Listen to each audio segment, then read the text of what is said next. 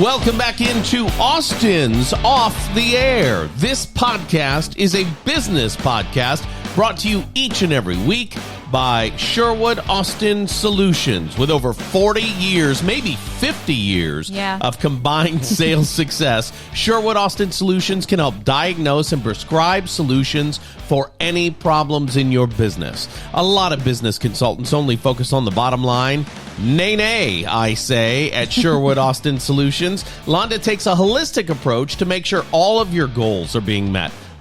Reach out to Londa today. Email her at londa@sherwoodaustin.com. That's londa@sherwoodaustin.com, so she can sit down with the people who care about your company the most and brainstorm ways to make it more efficient, more financially successful, and an overall better place to work.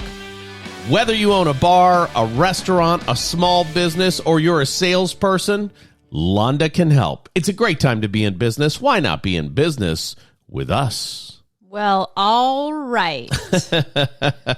And hello to you. I'm very excited that we're having our show today with Eli. That's right. I am Eli's grandpa. And I am Eli's grandma. I don't know if you know, but we're here having coffee with Eli this morning. There you go. Good morning. It's Austin's Off the Air. It's kind of a behind-the-scenes look at our lives and our businesses because we do a bunch of stuff. We're like those Jamaican characters on, was it Mad TV? You a lazy lima bean. We've got 14 jobs, man. I don't know. That was a great character. The Wayans brothers did that. Okay. I will say this. This is part 2 of taking a look at our history in sales. In the last episode, we got through one job each. I think you got through 2, maybe. I don't know. But the first one didn't really count. It was only a few weeks, and I was working at my dad's restaurant. No. We talked about your. And then we talked about Chess King. Yeah. Okay. And then we talked about you at Nordstrom, I think, right? Isn't that what we did? Yeah. So we got through one real job. Yeah, and now we're moving on. And why are we looking back? Well, I'll tell you why. That is a great question. This is exciting. Because you can... As we talk about our work and how we came up in sales, we're dropping a lot of really good tips and tricks that we learned along the way. And so instead of getting on here and giving you a list of, the 10 most important things you can do in sales, we'd rather talk about, how we came up in sales, cut our teeth, so to speak, and along the way, drop some of the most important lessons learned. Now, if you don't think this applies to you, and I mean you. Oh, go ahead. You are in sales no matter what your job is. Let me give you an example. We had our septic system pumped out when we first moved into this house that we live in Louisiana. And the little guy who came out to our house to suck out our septic system, you wouldn't think he's in sales, right? Because he's cleaning up a septic system. Right. That guy was so engaging and so interesting that now any of my system needs, I call his place because he sold me on his service. And I've since been into the place and I've had fittings changed to be able to accommodate our RV. I've done all that with them because he sold me on how good they are. We've also talked with them about putting another system in case we drop a couple of little Airbnbs on the property. So that's right. And it's because he was a great salesperson. Right. Yeah. Everybody's in sales. If you're a teacher, you know that you have to work hard to sell those kids into paying attention and doing the right thing in your class, especially now. Yep. So everybody can benefit from sales. Right. And that's why we're so passionate about this. That's right. Everyone's in sales. Tell me your job and I'll tell you how it's connected to sales and how you're in sales. I had one time somebody said, well, I'm an attorney. I'm not in sales. I said, Oh, you sure are. Right. And so you can make the connection. I don't want to spend a lot of time on that. I want to get into our job. So we left off after our first job. So you were selling clothing at Chess King. Yep. And go back and listen to the first part because there was some real gold in there. That's right. Because we're also talking about the mentors that helped us as we went along. Because if you without a mentor, now it's very popular to have a sales coach. Right. But, a lot of us have mentors in place that helped us and taught us the ropes. And so after Chess King, then what was your next job in sales?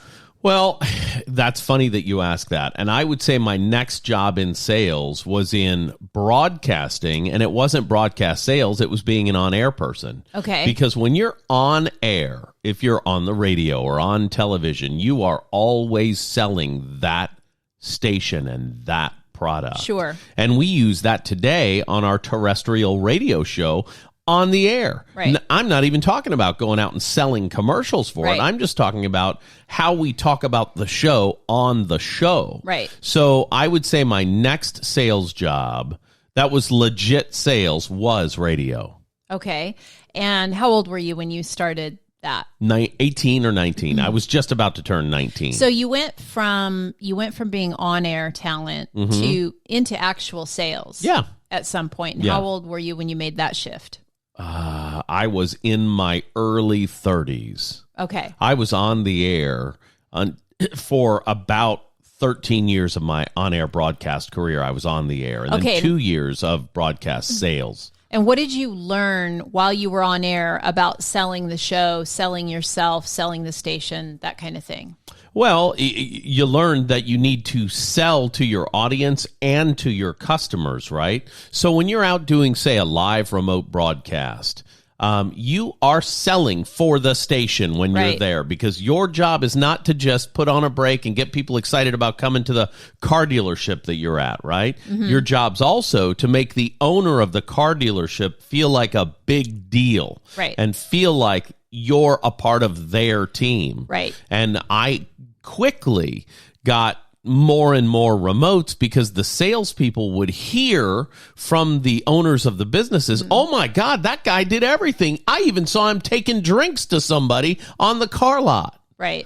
And that's what you have to do, even as an on-air guy. Right. And I learned that early on from Ray Sutley. He was one of my mentors in broadcasting, and my other on-air mentor, believe it or not, even though I was doing news, Tom Mitchell, who did love songs at night on 99.9 KTDY. He taught me how important it was to connect with the listener and how to translate that into business for a company. Right. So this translates, give me just a second to connect some dots for people. Yeah.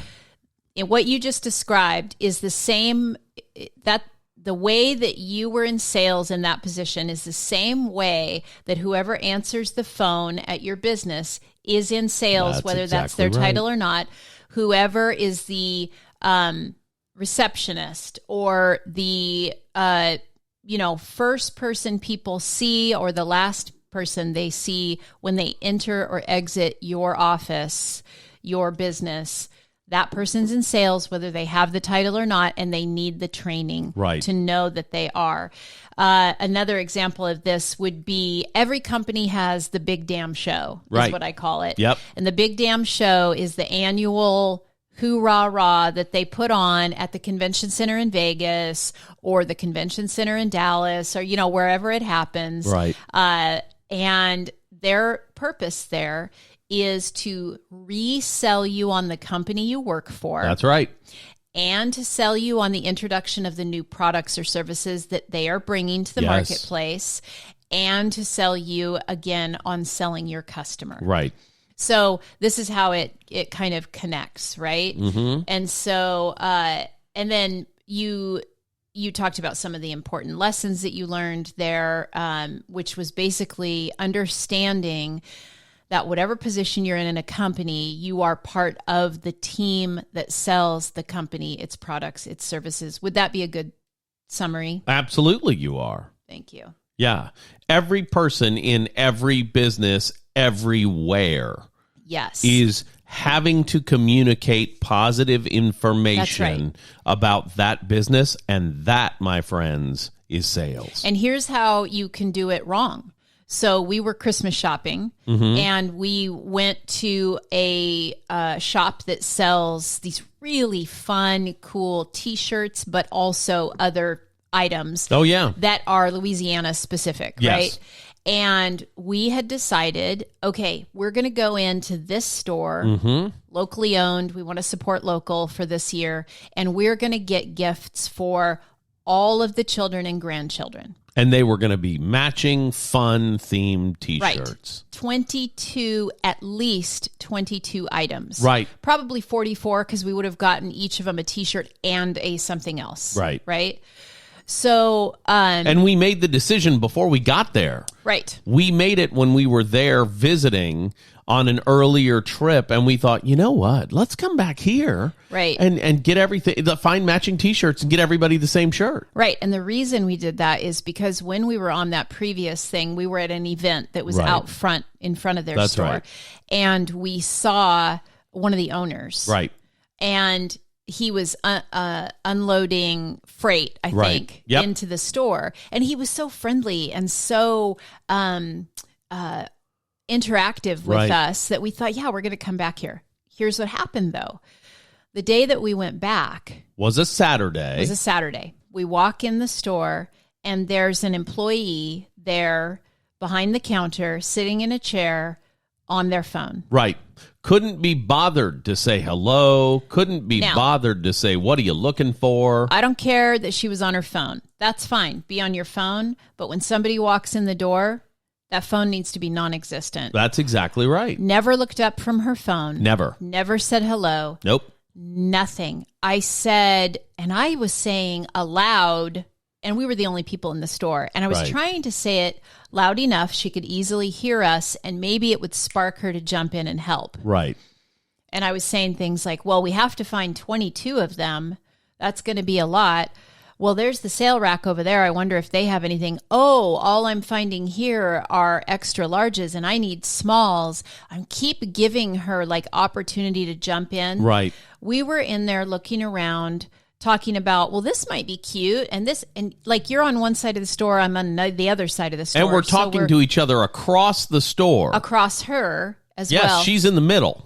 She never looked up from her phone the entire time. Stayed on her phone. The store. Didn't hear anything we were saying because, I don't know, she was candy crushing. Maybe she was watching TikToks. I don't know. I don't care. But let me tell you something. 20 minutes into us being in this store and getting no help of any kind, not even a look, not even a nod, I thought, screw this. What are we doing here?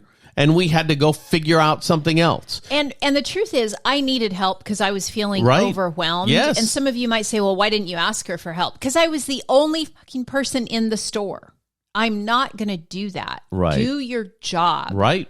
Right? Yes. And if this employee couldn't be bothered to even look up from their phone to have any kind of engagement with the only people in the store, I'm not going to trust her to help me find the items and solve my problem. And I was getting increasingly overwhelmed with having to make the decisions. I finally pulled the plug. I said, that's it. That's it. We're done. We left, and we opted for gift cards. That's right. We opted to purchase gift cards for everyone from Amazon. Don't come crying to me that Amazon's taking your business and shutting down small business when you're not training your employees to be engaged with people and help them. We were ready to drop, I don't know, $1,000. I think our budget was $960. That was our budget for that day. Right. And we bought $0 worth of things and could have knocked it out. That 20 minutes could have set up a family tradition that lasted for the next 10 years. There you go. We could have decided on matching T-shirts from this company every year on Small Business Saturday every year for the next 10 years. And instead, the girl that was working part-time at the register didn't say hello, didn't say, can I help you? Didn't say, welcome in. Is there anything I can help you with? Didn't say anything. Right. That's how businesses go out of business. That's exactly right. And, you know, it's unfortunate, but I'm telling you, if you've got a business, you've got to train every person in there to understand that they are in sales. Right. And you know, as far as like customer service, we've got a podcast, an earlier podcast we did on first impressions that you can go back and listen to. And it's all about how to create that first impression, you know. And it's an easy thing to train people to do. Right. I've trained staffs on how to do it. People have paid me to come in and train their staff. Yeah. However, that content is free if you go back and listen to that First Impressions podcast. I can tell you this. It is hard to not interact with David and Londa. Hard. Yes. I mean, you've got to be so disinterested, you don't pay attention. You got to be working at it. Anything in the room. Yeah. And I don't know who this person was. No, I don't have any remember idea. what she looked like, but she didn't look up from her phone that she was doing the scrolly dealy do thing on. Right. We walked in the door and it was like, literally. Yeah. There was a sound, no words. Right. You know, it reminds me of something I saw yesterday. It was a clip from Undercover Boss, and it was Boston Market. Okay. And I forget which senior position this person had at Boston Market, but anyway, she went undercover and went into one of her stores, and the person that was there to walk her through the training and everything. Sure. Was the most hateful individual ever. I mean, said the most horrible, hateful things about their customers. Like, oh, the worst is old people and little kids because they can't make up their mind and they're always messy and you can't understand them and it's disgusting. And then they'd like cut back to him being interviewed alone. And he'd say, listen, maybe I'm a diva, but I hate people and there's nothing wrong with that, blah, blah, blah, blah. And this went on for a little while. She finally took him outside, broke character, and said, I've got to tell you, I'm not the person you think I am. He goes, well, who are you? Really snotty. And she said, this is who I am and this is what I do. And he goes, oh my God, really? And she said, yeah. And here's what I'm going to do. So you've said some really shocking things about our customers. They pay your paycheck. They're the reason you have a paycheck. So here, for today, I want you to go home and I want you to really think about whether or not this is the right company for you. Wow. And then I'm going to follow up. I'm going to have so-and-so, he's like manager, follow up with you. And on the exit interview, this was the most shocking part of the whole thing. On the exit interview, he said, I didn't think what I said was really that bad. They're probably going to fire me, but it's okay. I just hate people. And hopefully that guy was dismissed. I mean, shocking. Yeah. Well, so that guy, all the way up to your top producer, if they're a cancer, cut it out. yeah, absolutely. That is of critical import. That girl who was on her phone for the most expensive 20 minutes of payroll ever should be released and allowed to go sit by herself in a room where she can do nothing with no one because she does not want to be involved or engaged with people, not nearly as much as she wants to be on her phone. And I wish I knew who she was because then I could tell the owner what's wrong in his business. Yeah, and you know, they didn't ask us to, but let's move on to the next job that you had in sales, which was radio sales. Yeah. And you were 30? Over 30, 31, 32, 31, okay. I think. Okay. And how did that come about? Well, when I was, let me step back. Okay. During the time that I was on the air, I kind of got a sales position, but I didn't realize it was sales. And that was being the affiliate relations director for the Louisiana network. Okay. So I was in charge of all of the on-air news product and in charge now of meeting with the affiliates around the state of Louisiana and making sure they were having a good experience with the Louisiana network, That's right? Sales. That's sales. I had no idea. So there was a brand new market manager hired for our biggest Baton Rouge affiliate. Her name, you've heard before, is Rebecca Breeding. Yes. And my first introduction with her was a meeting where she was going to fire me as the network. Fire me. Her plan was to call me in and have me leave with our receiver. Leave with it. Because we had them play our commercials. Whoa. 26 commercials per day. How did you turn that around? Well, I didn't know I even turned it around, but she told me this after the fact. And she might have told me during, I don't know. But when I was there, I walked into my meeting with her because she was the brand new person. And we had just re-signed our contract with that radio group with the old general manager. Okay. Who was a nice guy, but spent a little too much, I think. Okay. So I get in there and literally she's called the meeting to fire me. Fire me. Mm-hmm. The network's gone. We can't afford to spend 26 minutes a day between 6 a.m. and 6 p.m., the most valuable real estate on our radio group, for a news product that most of our stations don't even use. And I think she might have said that to me, actually, during the meeting, because she was there to cut the fat, right? And so I said to her, let me ask you a question. How much do you think it would cost for you to hire a news director and put them in here in the morning to do local news on your station? What do you think that would cost you? And she said, well, I haven't even thought about it. Well, is having a live local news product of any import at all to you? Well, yeah, David, but it's not live and local. I said, okay, tell me about that. How is it not live and local?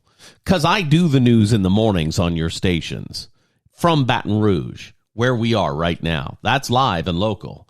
Well, yeah, but no one can tell it's our news product because it's Louisiana Radio Network news. And 3 days earlier, I had a conversation with our chief engineer at the network who told me that all of our radio stations had DVRs in them. And what you can do with a DVR is customize the programming. And I said to her, let me ask you a question. What if I could make it live and local with your personal branding? What if I could do the news for the B103 newsroom? I'm David Austin in the B103 newsroom, and then do my newscast. Well, that'd be a different conversation. I said, great. Let's have that conversation then, because I'd much rather have that conversation than get my equipment and take it home today. So let's talk about how we can make that happen. Put a pin in that, because I want to drill down on some of the points that I hope people picked up on. Okay. I often say that you sell on bullshit and brilliance. Mm-hmm. Okay. But the reason I say that is because you come in with so much personality. Right? What people don't realize is you actually sell on natural curiosity and problem solving. Right. That's right. So get this point. If you can, instead of being panicked that you're about to get fired, get curious about, well, what's not working for you? Right. Tell me more about what's not working for you. Tell me, you don't get scared. Right. Well, no. You go into, okay, maybe a valid point. Tell me more. Right. Give me all the ick, right, and let me see if I can fix it. And if not, I'll take my equipment and we'll part ways. But what if I can? Right. And I think that's the belief that you come from. Right. And that is how you have to approach when someone's going to fire you. A client calls you up and they're upset and they want to get rid of you. Well, tell me what's wrong. Tell me what's going on. And here's the bottom line. And then what will work for you. Right. And you were able to solve the problem on the fly. Yeah. And which is fantastic. So staying out of that fear and panic, staying in a place of curiosity and solution, it's brilliant. Well, and here's the thing. I didn't realize I was on a sales call. Right. I was never afraid because I had literally nothing to lose except the adoration of my people at the network would be dulled a little if I lost an affiliate, right? So there's another really good point in there. A lot of people, when they're new to a sales position, they get scared because they think about all the things they don't know. Right. Instead of leaning into, listen, you are never more powerful than the moment you're hired, because you will do things out of ignorance that end up being the most brilliant thing ever because you didn't know any better. Right. That's right. I didn't know the process. I didn't know the system. I didn't know I wasn't supposed to do that. I didn't know what to do. So because it comes from a place of authenticity. Right. Well, so long story short, I got her to say, you know what? I'll try it out. We'll try it out. How soon can you be ready? I said, well, tomorrow. Right. Because the equipment was there. I didn't need to, there were minor things that needed to happen to make that work. And that's another good point. When you move quickly. Yeah. Move quickly. Yeah, for sure. Move quickly. And then here's the other thing I did. I said, Rebecca, let me give you my cell phone number because I want you to listen to the news in the morning, and I want to make sure it's exactly what you want. Love it. So as soon as you hear it, you call me. And the next morning, her program guy sent me over, B103, blah, blah, blah, Light Rock, and blah, blah, blah, blah. And so I went to my engineer and said, okay, remember how you told me that we have DVRs so we can customize? And he said, uh-huh. I said, okay, I need you to do that tonight for this group of radio stations. What do you mean? You already have somebody that wants to do it? Yes. And if we don't do it, we're going to lose our Baton Rouge affiliate. And he's like, well, yeah, I can do it. And so he made a little 5-second intro for me that I could use on all of her radio stations that aired our product and just customize the very front of the news for 5 seconds. Good morning. I'm David Austin on B103. Right? And then I do the same newscast for every single person on the network. And then I had an outro that was 3 seconds that said, in the B103 newsroom, I'm David Austin. And I had the same 3 seconds with the Louisiana Radio Network. I'm David Austin. Right. And so I had a 5-second donut for the Louisiana Network and all of our affiliates and a 5-second donut for her stations. And we sent it out to the world, and it was seamless. And she called me from her car and said, it sounds like you're sitting in the studio.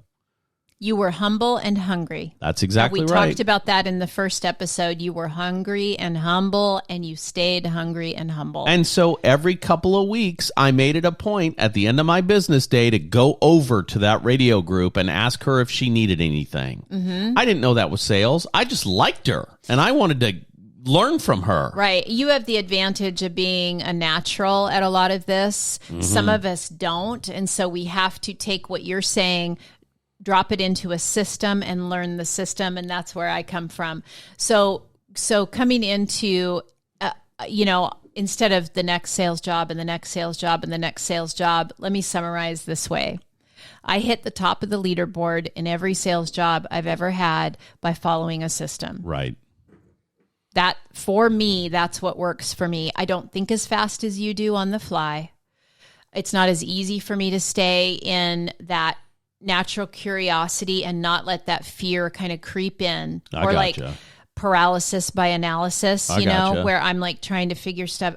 So I have to have a system to follow. It's very rare that I can on the fly make it happen until I have to have the system to follow until I learn it inside out and upside down.